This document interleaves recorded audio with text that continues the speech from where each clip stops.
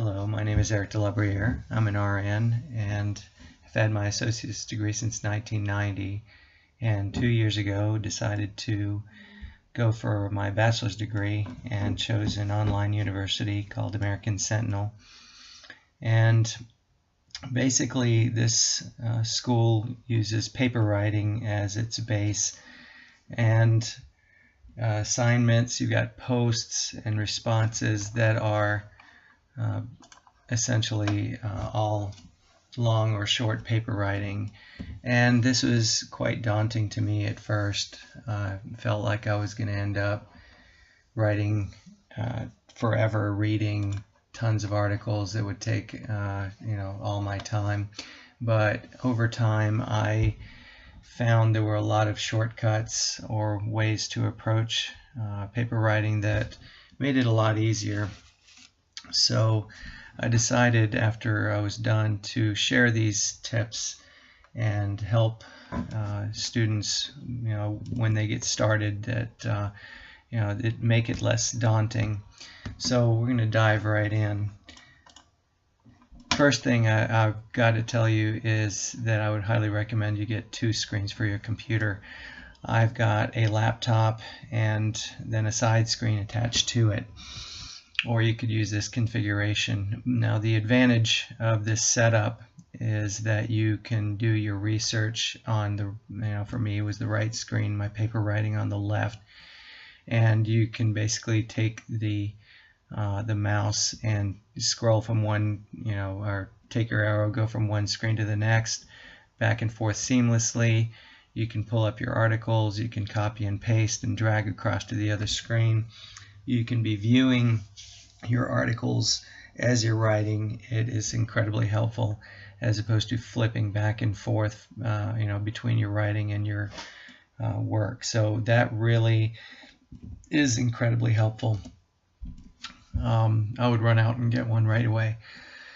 Don't get rid of your books. They're some of them may be expensive and you may be tempted to rent and then return, but in consecutive classes, especially in the last class for me with Capstone, it was all a refresher, and having those books readily at hand made it a lot easier in many instances where I could find our information that I could use in my paper writing.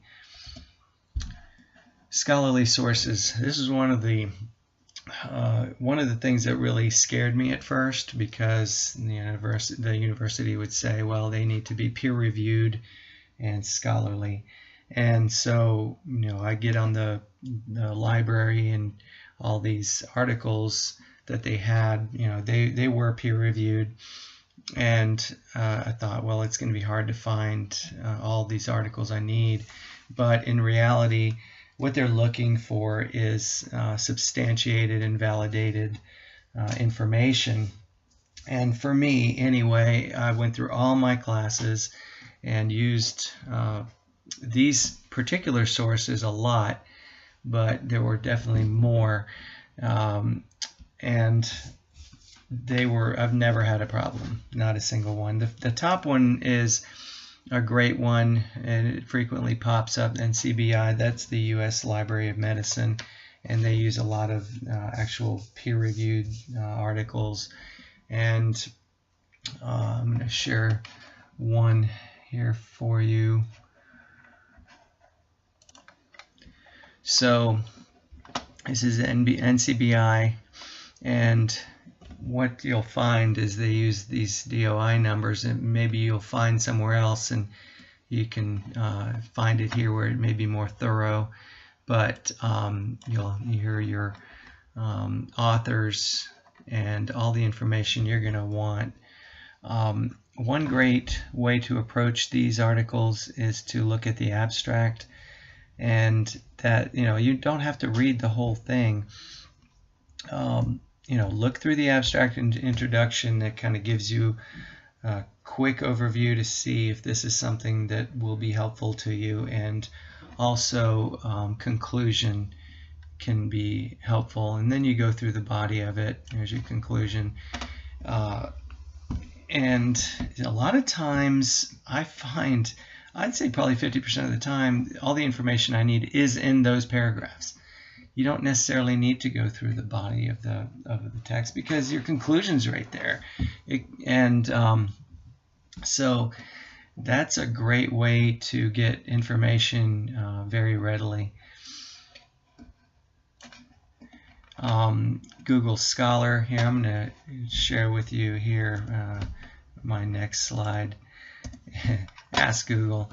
So going through the library, the university library, can be pretty tedious, and you may have thousands of articles, but literally when you do a quick search on Google, you're going to find millions. Here, 49 million in half a second, and you're going to obviously going to pick your top several articles, but I don't have to go to NCBI website to find what I want. I just go do the Google search, and then you see here is my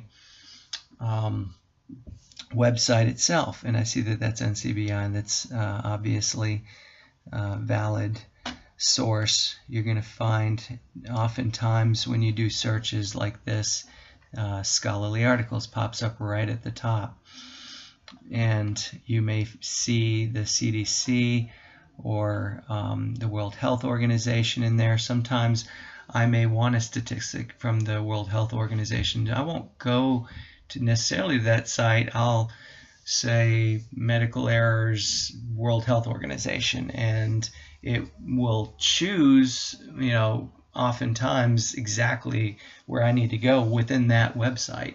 So that's a quicker way for me that I've found to get to the information that I want.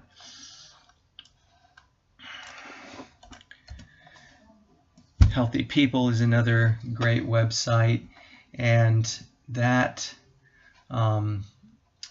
very timely. It's government based, and I'm going to share that one with you real quick. You want statistical information or health-oriented goals that the organization has.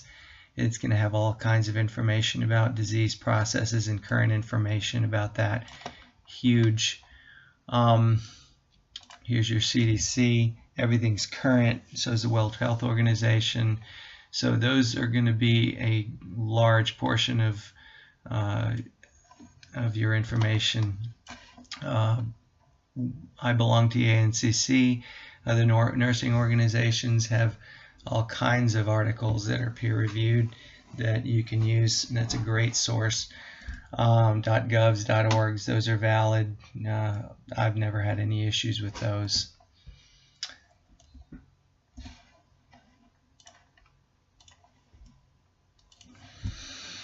So how do I approach my paper writing?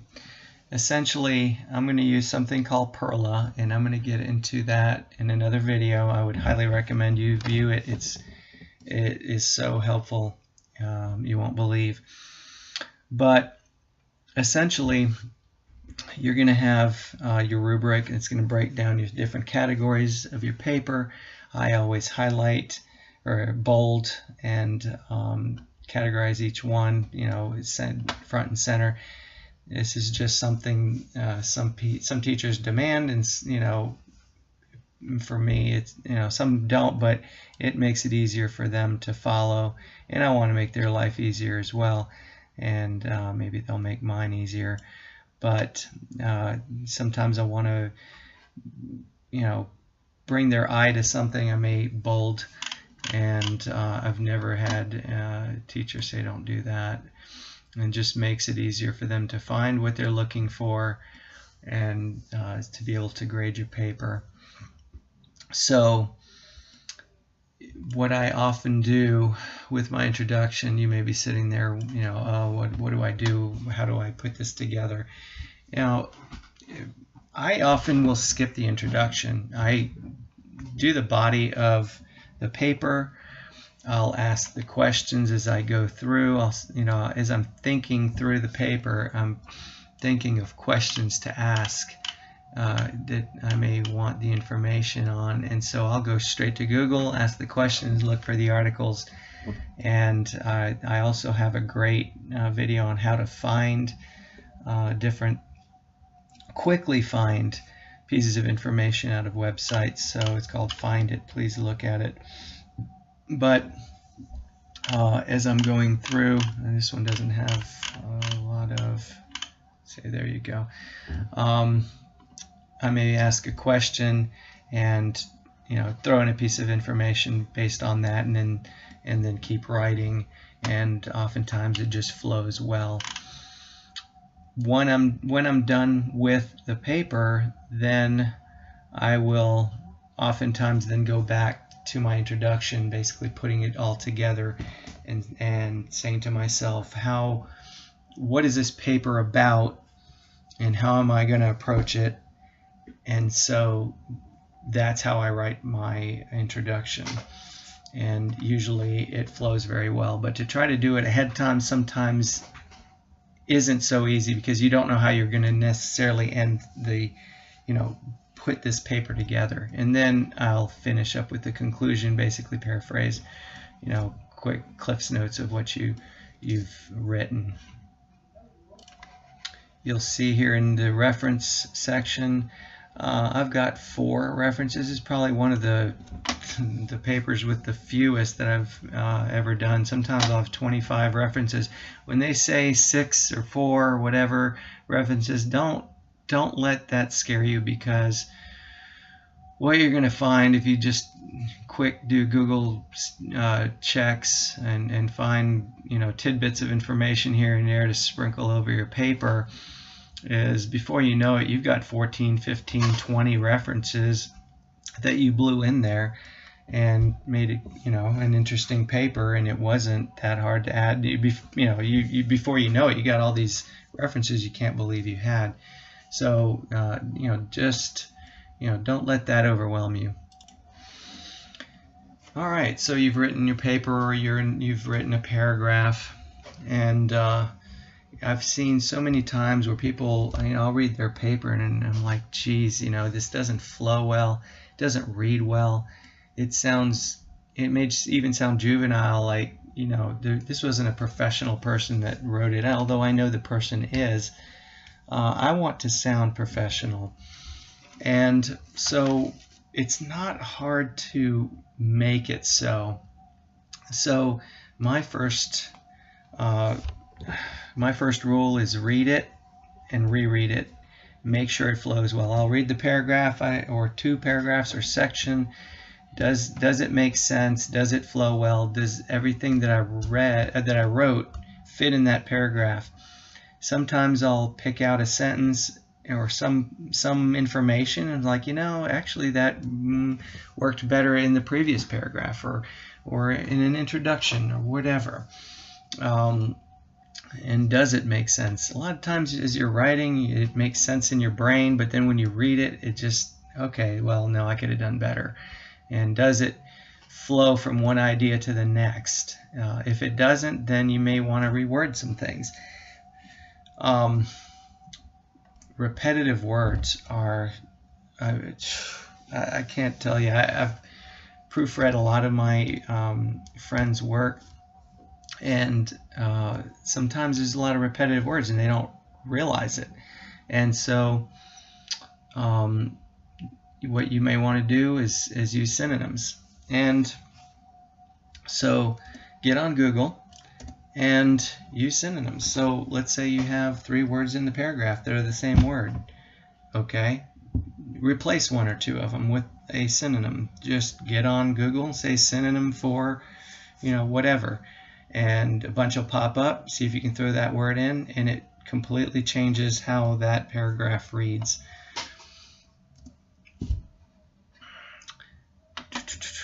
Let's go back. Spelling and grammar checkers. Of course, your spelling check will come from your Word program, but the grammar checker, that may not be as good. And so, Grammarly is a site where you can upload your paper, and it gives you an amazing amount of help. At first, I really was stunned at how much, I needed improvement on my writing. And I would have my friends, read mine, and they would give me feedback, and they'd be like, oh, well, this is a great point here and there, because they have fresh eyes.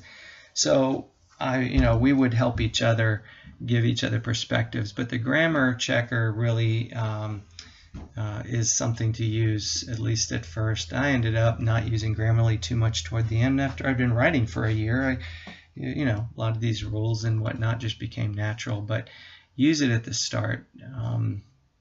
Highly recommend it. Ask your teachers. Can't stress this enough. Your teachers are there not to just grade papers, but to give you advice and give you direction. They're there to teach. And I think that from what I've seen and what I've experienced from talking to teachers, the ones I have, they starve for their students to reach out to them. I've had some that are actually saying thank you to me for reaching out, and I've had more than one interaction with teacher that may last over an hour, and they're like giving me all kinds of hints and direction, and we work through stuff together. I'm not saying this is going to happen 100% of the time, but 100% of the time for me that was the case. And there's nothing worse than knowing that you went through thinking, oh, well, this must be what they meant in this assignment, and you get it wrong, and then you turn around, you screwed up the whole thing, and you wasted 8 hours of your work or got a bad grade. So when you get that direction, and that just alleviates a lot of your stress and gives you a lot of confidence. But when you start your class, find out right up front, is that teacher like to be emailed or texted or called, and just communicate with them right up front. How do you want to be contacted? But don't be shy. They're not going to bite your head off. They're being paid for this. You're paying them to be available to you. Now I'm going to have some additional videos, and see, these are some of the highlights of what I've covered. So I would, they're not that long. I would definitely spend probably an hour altogether looking through these. I promise you, you will find at least some good information, if not a lot, that's going to help you, especially if you're just starting out, that you may not have known. If you have any suggestions for more videos, please look me up, and I'll be glad to see if I can pull something else together that can help others, or maybe we can work on a video together. So hope you like this, hope it was helpful.